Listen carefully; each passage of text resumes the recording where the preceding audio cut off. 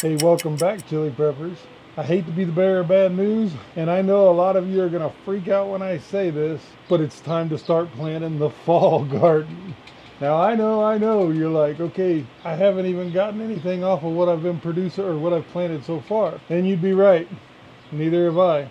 Matter of fact, I'm still planting my summer things. Just yesterday, in the ground over there, I put in my Dorset Naga that I'm trying to grow to a giant plant. And I know it seems early, but if you stop and think about it, we're about to go into July. Now, to clarify, when I say start our fall garden, I'm talking about putting the seeds, starting the seeds inside. I'm not talking about putting seeds out into your garden and starting them now for fall. I know where I'm at in zone 7, they say 7A. I'm just going to say zone 7. I'm not as much of a cool weather crop person or a cool weather vegetable person, but I do love me some broccoli and some cauliflower and some cabbage. So those are the things I'm going to be starting today. And since we're about to go into July, you think about it, I mean, 1 to 2 weeks just to pop through the soil from the time you plant the seeds. And then you've got to give it 6 to 8 weeks to actually grow up and be healthy enough to put out in the garden. That puts us to September. Now, there's multiple reasons that you might want to do this. For me, it gets too hot too fast, and anytime I try to grow these three things, they bolt. The other one is the dreaded cabbage looper. In the beginning of the season, the cabbage looper is a pain in the ass.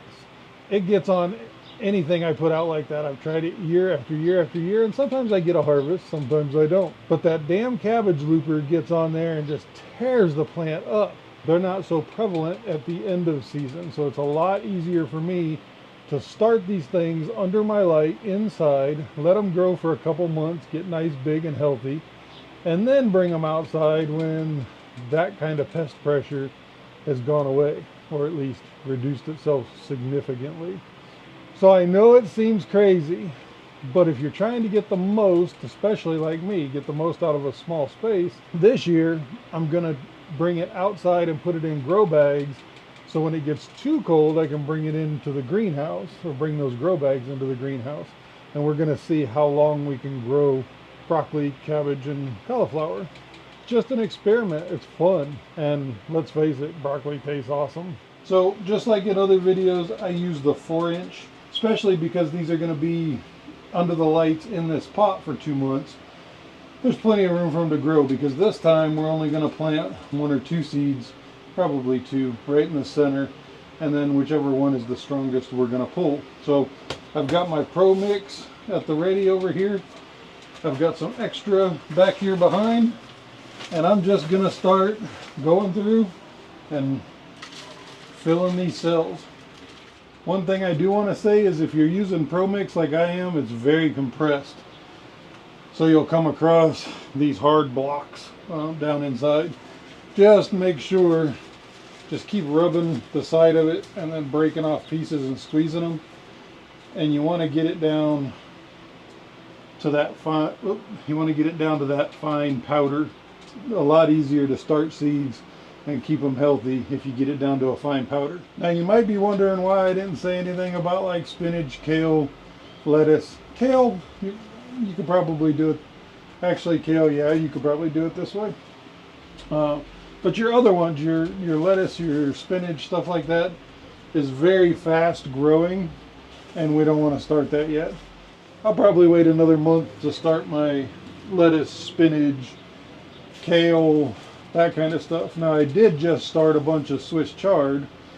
I'm not that experienced in Swiss chard. I've grown it. This is my last year I played with it. I was growing it a little bit. This year I've grown it quite a bit, and since I have the chickens eat it like crazy.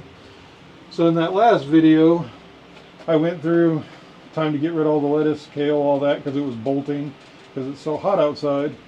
And I planted a whole bunch of Swiss chard, because everything I can find on Swiss chard says it thrives all year long. And I need something that I can make thrive to keep giving the chickens, so they get a lot of their, I'm going to call it their leafy green. Some of them are green, some of them are rainbow.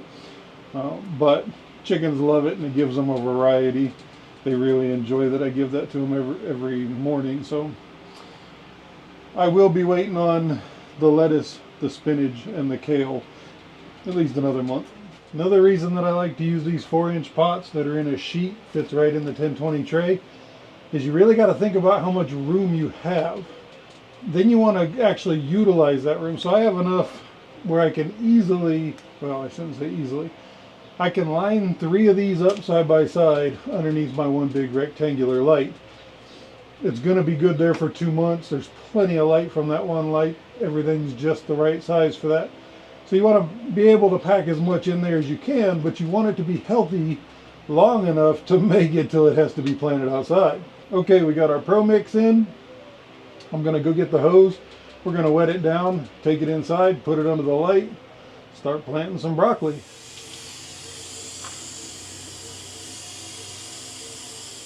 I had to get out of that greenhouse. It's getting way too hot. It's 10:30 in the morning here, and we are June 25th right now.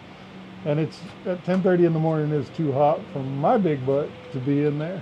I start sweating like crazy. I just wanted to get this out there in time to get you thinking about the fall garden. There's no better way to increase what you're getting out of your garden than by extending the seasons. If you think about it, the only other way to do it is to keep adding to your garden and getting bigger and bigger. And once you hit that point where you can't get any bigger, the only way to do it is acquire more land, and it's more work. Well, it's all more work, so let's face it.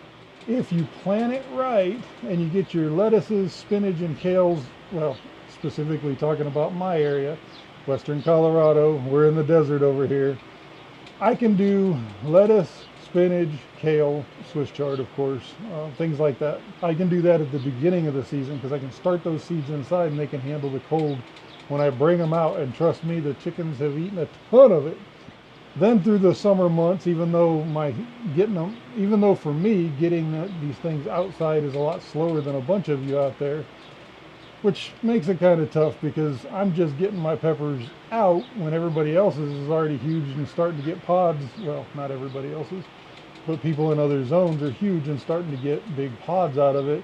Makes you feel like you're really behind.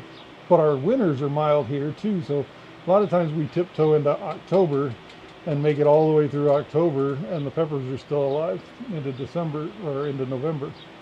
So really analyze your area. That's what's going to make you valuable. That's where the experience comes in. Even an experienced gardener, when you move to a new area, you have to relearn that whole new area and what you can do.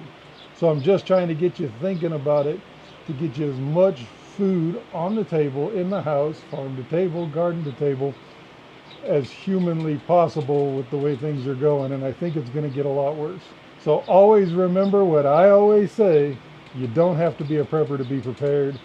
I'm Steve, aka the Chili Prepper, and we'll see you back on the next one.